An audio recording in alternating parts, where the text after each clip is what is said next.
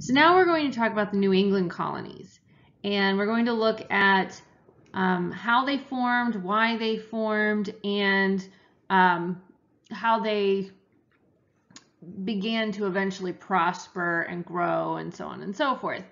Now, the New England colonies start for a much different reason than the Chesapeake colonies, and we'll talk about the Chesapeake colony later. But the New England colony is set up of mainly a group of people who just can't get along with anyone else in England. And so they're a different group, and we'll look at what their motives were and why they were considered a different group. So the first thing we need to look at is what is going on in England at the time. At the early 1600s, we need to familiarize ourselves with the religion. The religion of England at the time is known as the Church of England, or the Anglican Church. Now, the Anglican Church came about with Henry VIII when he wanted to annul his marriage to Catherine of Aragon because she could not give him a male heir. And so he wanted to marry Anne Boleyn. So when he presents this idea to the Catholic Church, they said absolutely not. If you get an annulment, if you get a divorce, then you'll be excommunicated. So he said, I'm not going to be excommunicated, so I'll just create my own religion. So using the Protestant Reformation and the Protestant aspects, he decides to create what is known as the Anglican Church, or the Church of England. But understand that the Anglican Church and the Catholic Church are so similar. The religions are very, very close. The only thing that really is that different is that King Henry was able to have an annulment with Catherine of Aragon and move on. So as time goes on, his daughter takes over when he dies, Mary, and she changes England back to Catholicism, and then she dies, and Elizabeth I comes in, and she changes the religion back to the Anglican Church, and that's where it is at this point. So in the 1600s, early 1600s, the Church of England remains as it had with Henry VIII. So there are a few groups within England that would like to have freedom of their own religion. They're not really following the Anglican Church. But the problem is you don't have a choice. You either follow that church or you're persecuted. So there's two groups that will eventually make up the Pilgrims as we know them. So we'll get to talk about them in just a little bit here. But the two groups that will make up that group that will go on the Mayflower, as the story that we all know, are known as the Separatists and the Puritans. Now, they both follow what will become they follow Calvinism, what will become Puritanism, but they have just a slightly different viewpoint on the Anglicans. So the Separatists are a group of people that just want to be completely rid of the Anglican Church. They want to be completely separate from the Anglican Church. And the Puritans, however, wanted to just purify the Anglican Church. They wanted to make what they felt was not proper or not following God's plan or what have you. They wanted to purify that. Well, both groups are going to be, unsatisfied by staying in England as far as their religion is concerned. And so groups of them will try going to the Netherlands, and it doesn't work out for them. And so they finally come back to England and they ask for a charter. Well, this group they're a bunch of troublemakers, essentially, is the way the Crown looks at it. And so they're fine with that. They're going to give them a charter and off they'll go. But we'll get back to that in just a second. But what we need to understand is Calvinism. Calvinism is a belief that you are predestined to either go to heaven or to go to hell. And you don't know where you're going, but you need to live a pious life. You need to, follow the instructions that God has given, and so on and so forth, because you really don't know which way you're going to go, but it's already predestined. And so So you need to, within the religion, always be seeking these signs of conversions. And conversions, if you have this conversion experience, then you will be considered a visible saint. And a visible saint is somebody who now has is predestined essentially for heaven, and it's very clear, and you now are, can be a member of the church, and you can vote on laws and so on and so forth. So a visible saint would go through a very grueling conversion experience, and these conversion experiences can last years. And they can be quite embarrassing, and you're forced to be out in front of everybody and tell all of your sins and say everything that you've done wrong, and you have to admit to all these flaws in your character and so on and so forth. And so we're going to see how that will eventually transpire as well.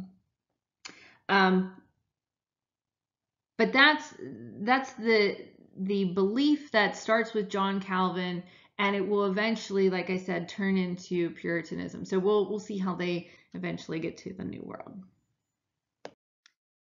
So as we know, this group, the Separatists and the Puritans, are looking for a new place to live. They want to be out of the grip of the Anglican Church. They want to have their own freedom of religion. They want to be able to practice their own religion without persecution. So they decide to ask for a charter to the New World. And England is super crowded at this time. They're not really that interested in this group who's been kind of, what they consider troublemakers. And so they're fine with that. They're going to, as long as they can pay for the charter, then off they go, and that'll be that. And at this point, the Jamestown colony is beginning to flourish. So they figure, if we send another group, that'd be great. Another group of colonists there, they'll do the same, and the colony will eventually grow. So the charter is going to be for a territory that's a little bit north of the Jamestown colony. So the Pilgrims were sent actually to what would be today Northern Virginia and Maryland. That was where they were supposed to land, but as we know, that's not where they land. They get off course by the wind, and they end up in what is today Massachusetts at Plymouth. So as we know, in 1620, they're going to set sail on the Mayflower. They have 102 people, actually 101 originally, and one is born on the way. Half are Separatists, like I said, half are Puritans, and they end up making their way to Plymouth. Now, the thing is, they weren't supposed to be in Plymouth, and nobody really has claim to that land. England doesn't yet, and the Joint Stock Company certainly doesn't. And so the Pilgrims become squatters, essentially. They're in an area that they weren't really supposed to be.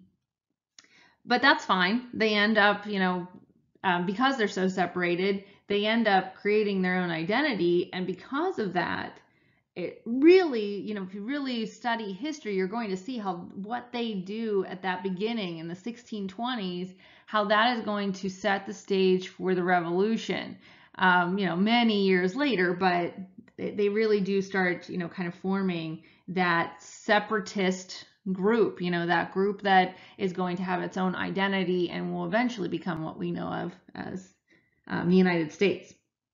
So the men on the ship are going to, come aboard, or they're going to come ashore, I'm sorry, and they decided that they needed to have some sort of government, albeit primitive, but they needed some sort of government. They needed to be established. They needed to say, we are going to be a society, and so therefore we are going to have some sort of government. We're going to have some sort of group of laws, because we don't have England, right there governing us. We need to be able to govern ourselves, even within the laws of England, but they still needed a governing body. So they signed the Mayflower Compact.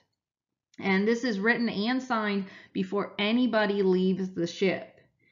And so what it does is it does two things. It sets the stage for eventually our laws concerning separation of church and state. And we'll see as time goes by how that transpires. And as we learned from reading the Mayflower Compact, that it set up the rule of majority, that it's kind of like a primitive beginnings of democracy. Not really democracy as we think of it, but it's the beginnings where everybody has to agree to the good of the group versus individuals. So that leads us to the beginnings of this colony forming and setting up things that we see in society today, like a government.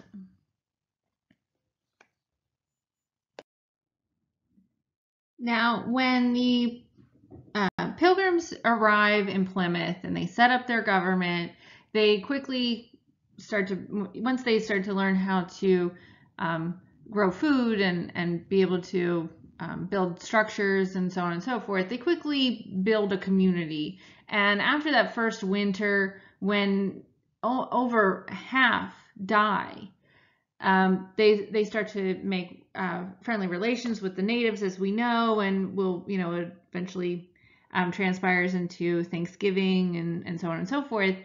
They quickly put together a community, and the community is going to be based using those religious motives. And those motives for coming to the New World was to be able to practice their religion as they saw fit, with nobody telling them what religion they had to follow or what have you. So they're going to set up their communities based on their religion. And this is known as a covenant theology. And a covenant theology is where the government is attached to the religion. And so the first person we want to talk about here is William Bradford. William Bradford was self-taught. He decides to lead the Plymouth colony. He becomes governor of the Plymouth colony for over 30 years, and he's elected. So he's not in a king role. He takes on this position because the people want him to. But he is very concerned with any outsiders coming into his community. He wants the Puritans to be able to practice their religion as they saw fit, with no extraneous, influences. So native influences or otherwise. So he wants to keep that Puritan society clean, without any sort of corruption. All right. He also has absolutely no, this goes without saying, he has no toleration for anyone other than Puritans. So if you want to be Catholic, you've got to do that somewhere else. He's not interested in that being in his colony.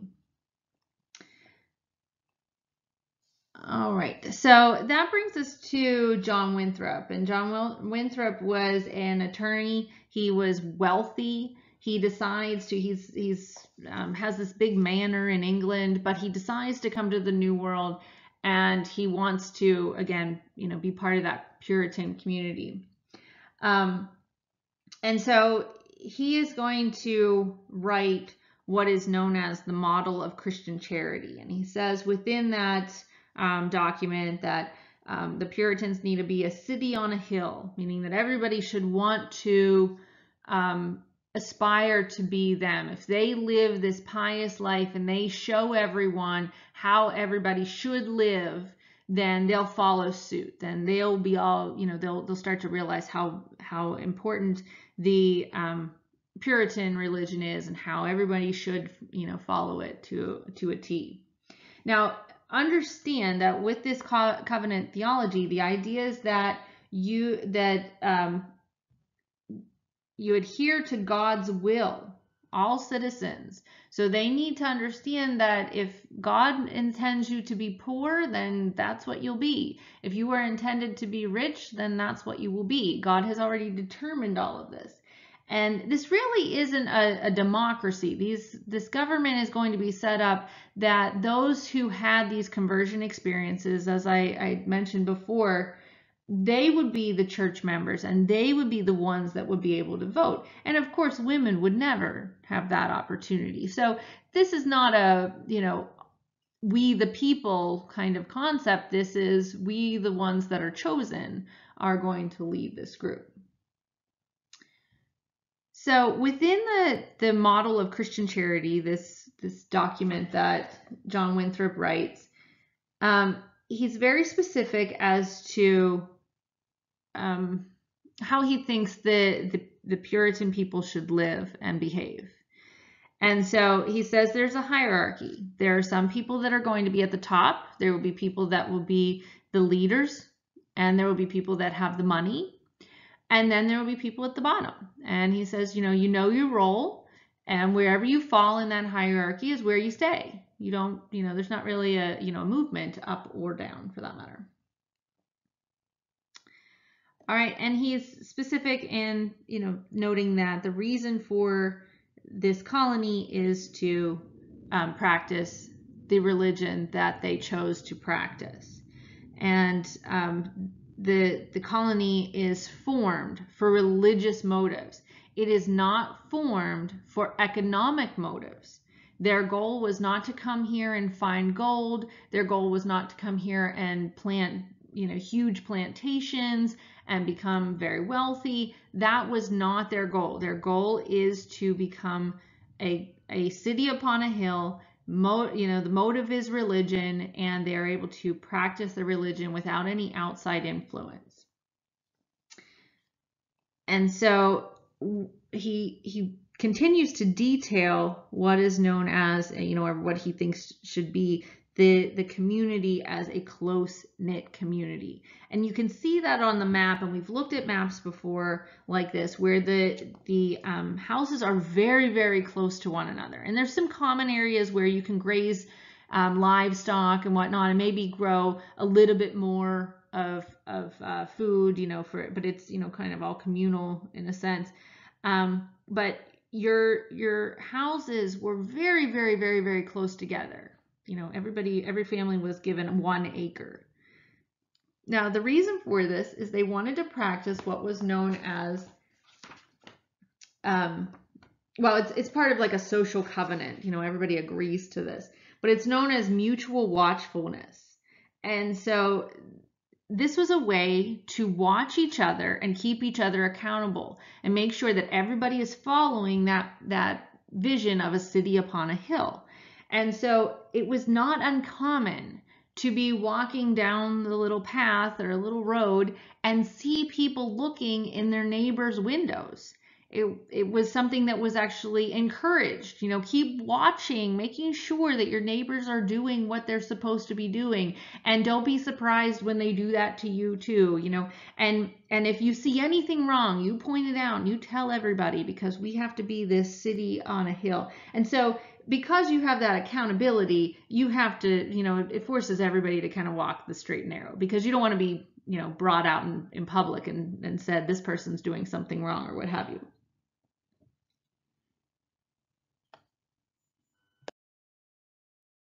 Looking at the New England economy next, we are reminded that the colony was formed with religious motives, not economic motives, as we will see in the Chesapeake colonies.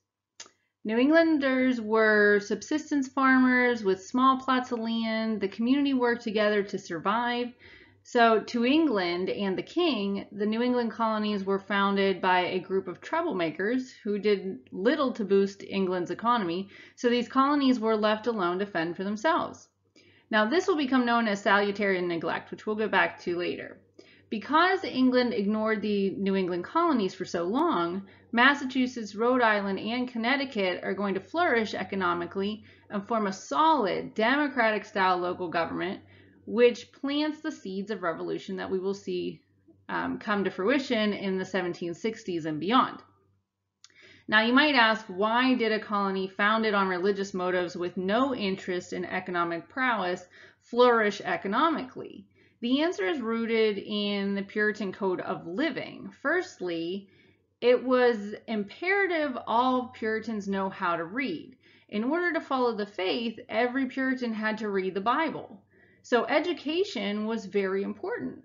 All children were educated at a young age, and boys especially were encouraged to seek higher education. Harvard College was founded to train ministers and provided deep-rooted studies of the Bible, the law, and mathematics. So Massachusetts Bay Colony is accredited for the beginnings of public education for all children. Each town was required to supply adequate funding for a schoolmaster and materials through taxes based on population. Secondly, Puritans aspired to create a city upon a hill. With this parameter, the Puritans supported the Protestant work ethic. The belief was idle hands were the devil's work. So needless to say, Puritans worked very hard.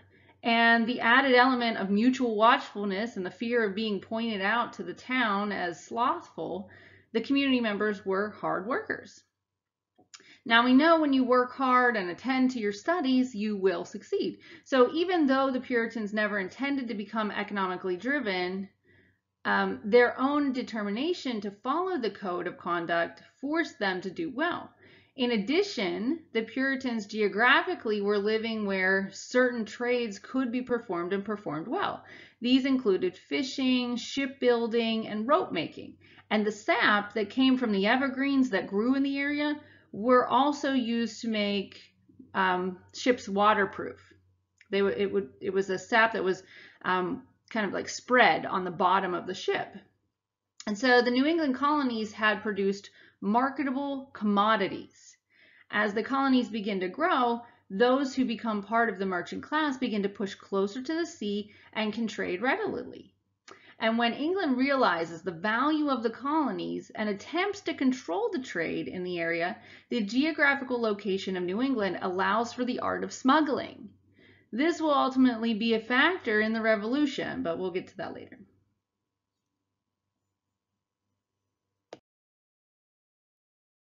Because the Puritans in England suffered great persecution, droves of Puritans flooded the New England colonies in the 1930s, allowing the colony to grow rapidly.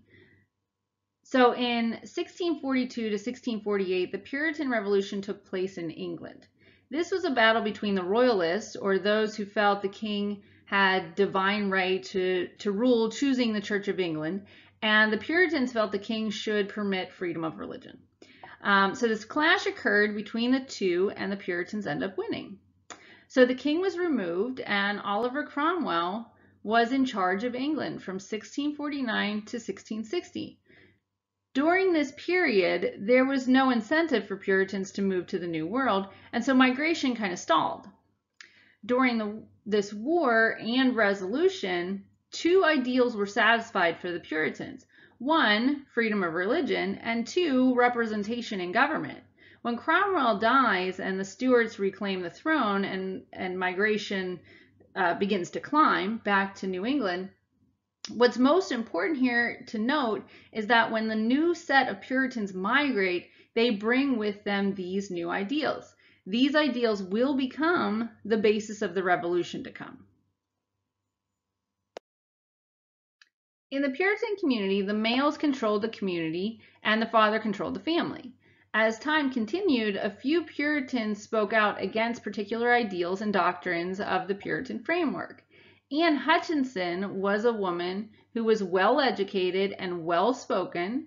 She claimed she received her beliefs directly from God. She rejected the notion of predestination and said individuals are saved through faith, not works. We heard this from Martin Luther a century before when he questioned the Catholic Church. So Hutchinson had quite the following. So many people followed her, and the Puritans started to get a little bit concerned that she was pooling membership. And so Hutchinson was put on trial and exiled. She essentially was attacked on two principles. First of all, she was a woman assuming a role only suitable for a man. And secondly, she's questioning the foundation of Puritanism, which was predestination and the conversion experience. The second notable dissenter was Roger Williams. He was a popular minister in Salem. He questioned the dishonesty and the treatment of the Massachusetts Bay Charter towards the native population, and the fact that they were not given the proper compensation for their land. He also felt the government should be separate from the church and allowed for toleration of all Christian-based faith. Williams was put on trial and exiled to Rhode Island. In Rhode Island, colonists benefited from universal male suffrage and freedom to move freely up the class system.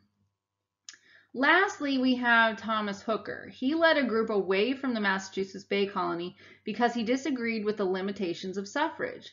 He drafted the Fundamental Orders, noting the power of the government to be derived from the people. Does that sound familiar?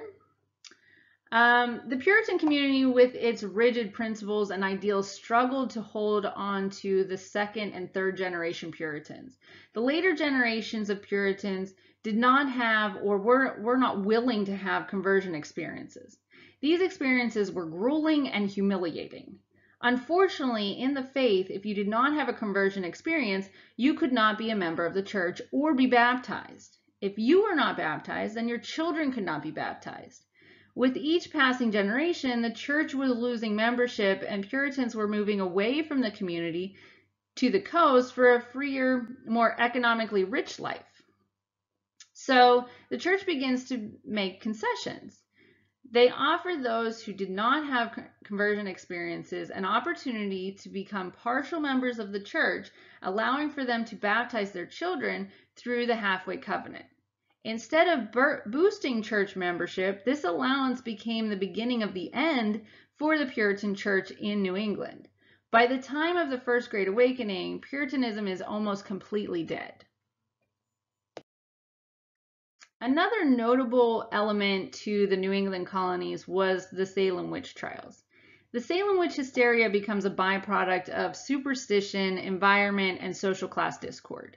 The hysteria is said to begin with a group of girls who began to act funny after a servant girl, Tituba, demonstrated the dark arts in a series of rituals. The girls then began to accuse members of the community, ultimately ending in the deaths of 20 individuals, said to be witches. The causes are more specific, however. So firstly, the Puritans believe in witchcraft.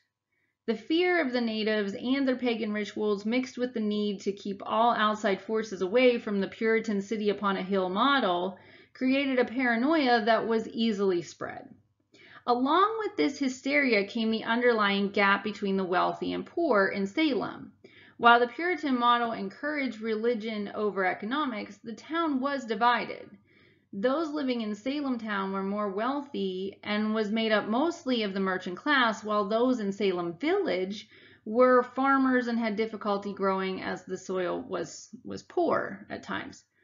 Mostly all the women who were accused were from the wealthier merchant class, and those who were the accusers tended to be from the poorer farmer class. The women of Salem town typically had more power in their own households and made their own livings. While superstition played a role in the hysteria, the shift in social order led to 20 individuals being accused, given no representation in the courts, and executed for crimes without evidence. We will see connections to these trials throughout history, such as the Sacco and Vanzetti trials and the hysteria created by Joseph McCarthy in the 1950s. Lastly, let's look at Native relations. Native relations among the colonists will be strained over time. As the colonists grow and spread, the peaceful neighborly feeling as seen with the original Pilgrims and the first Thanksgiving will dwindle fast. The New England colonists began a relationship with the Pequot tribe that is fortuitous for both sides. Trading was done readily and relations were good. However, New Englanders were known for having large families, good health, and a very low mortality rate. As communities were formed, each family was given small tracts of land, typically only 1 acre. The land was supposed to be passed down from generation to generation. Unfortunately, with the large family size and low mortality rate, land was not available to the next generation. The community had to move outward. Moving outward meant moving to the native territories. The once good relations with the Pequots soon ended, and the Puritans began to justify the encroachment on the tribe, pointing out the differences between the two groups. These included the Pequots' belief in the supernatural, female autonomy, and what was described as just pure laziness. So pay attention to the film clip that's coming up. Note the plan to take the Pequot land. And then after taking notes on the clip, I want you to research and report on King Philip's War. Traditional native warfare was very different than what you see in the Pequot War. Indian people, Mohegan Indian people, Narragansett people, none of them had any idea what they were getting into. May 26, 1637. In almost complete darkness, just before dawn, the English forces and their native allies, commanded by John Underhill and John Mason, quietly prepared to attack the Pequot fort at Mystic. Inside, hundreds of men, women, and children lay sleeping, about 1/3 of the entire Pequot tribe. You had a circular palisade, a wall that was built by tree stumps laid in a circle and pointing upwards and sharpened at the top.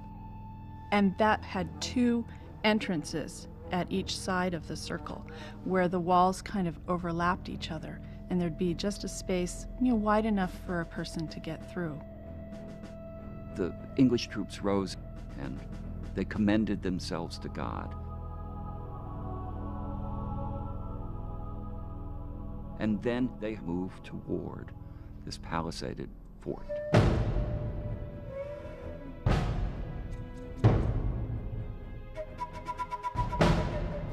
What they counted on more than anything was the element of surprise. If they could get in without being detected, they could achieve their goal of killing the inhabitants and taking away whatever spoils there were for themselves.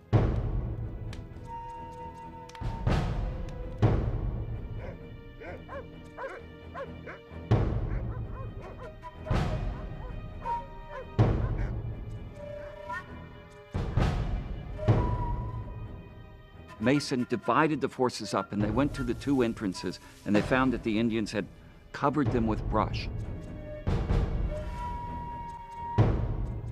They pulled the brush out of the way, and they went inside and started entering wigwams and slashing whatever was there. What was there, of course, were women and children and men.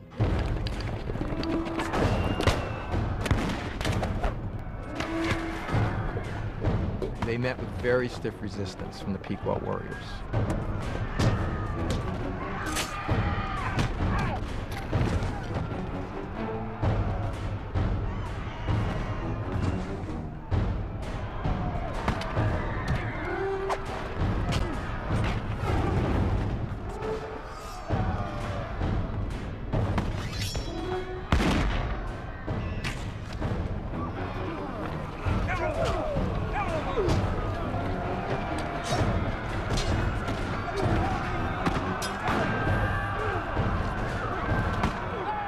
John Mason felt that the resistance was too fierce. And he realized that they could not kill everybody by hand-to-hand fighting. So he ran inside, and he got a torch out of one of the fires, and he came out and he yelled, "We must burn them."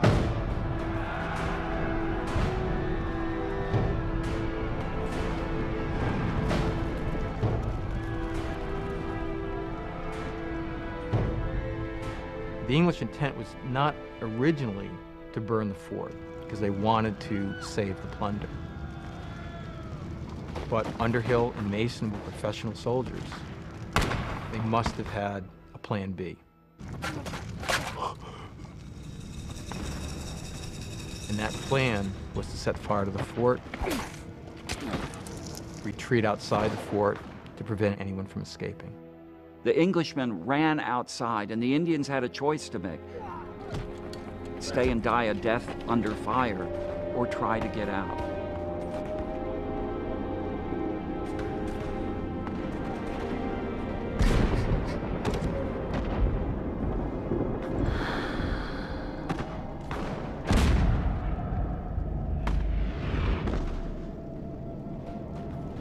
Those that tried to get out were either killed by the English, and if they got through that line behind them, there was a line of Mohicans who finished the rest off.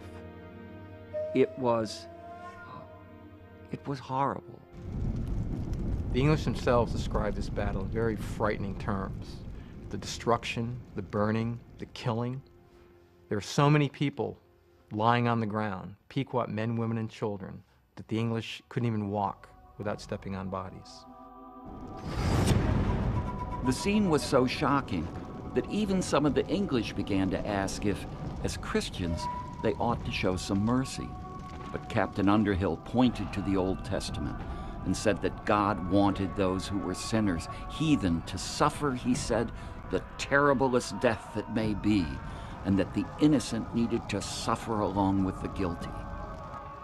Even though the Narragansett and Mohegan had no love lost for the Pequots, they were absolutely shocked by the brutality that the English displayed to attack elderly men and women, or women and children, women with nursing children.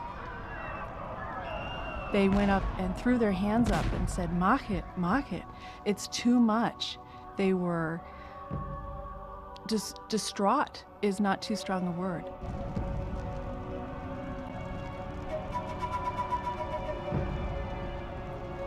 Hundreds of people lay dead. And it was a moment that changed everything for the English and the Indians. Not just for that day, but from that day forward.